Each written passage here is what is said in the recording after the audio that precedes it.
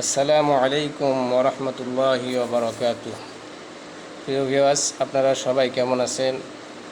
আলহামদুলিল্লাহ সুম্মা আলহামদুলিল্লাহ, আল্লাহর অশেষ মেহেরবানিতে আমি ভালো আছি এবং দোয়া করি আল্লাহ তাআলা আপনাদের সবাইকে যেন ভালো রাখে, সুস্থ রাখে এবং সর্বহালতে সুখে শান্তিতে রাখে, এই কামনাই করি।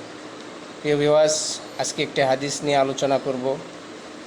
হাদিসটা হচ্ছে, হুজুর সাল্লাল্লাহু আলাইহি সাল্লাম ইরশাদ করেন, আমার সমস্ত উম্মত জান্নাতে প্রবেশ করিবে, কিন্তু যে অস্বীকার করিয়াছে সে নয়।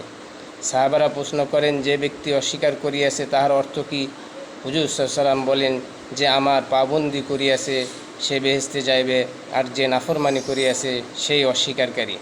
অন্য স্থানে আসিয়াছে, তোমাদের মধ্যে কেউ মুসলমান হইতে পারিবে না যে পর্যন্ত তাহার খায়েশ আমার আনিত দিনের পুরোপুরি তাবেদার না হয়।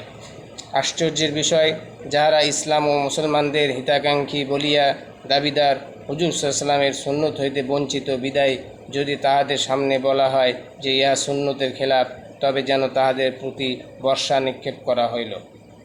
নবীর তরিকা ভিন্ন যে অন্য পথ অবলম্বন করে সে কিছুতেই মঞ্জিলে মুকসিদে পৌঁছতে পারিবে না। আল্লাহ তাআলা আমাদের সবাইকে নবী করিম সাল্লাল্লাহু আলাইহি সাল্লামের সুন্নত অনুযায়ী এবং তাকে মহব্বত করে ঈমানের সহিত যেন আমরা কবরে যাইতে পারি, এই তৌফিক দান করুন। আমিন। ওয়া আখিরু দাওয়ানা আনিল হামদুলিল্লাহি রাব্বিল আলামিন।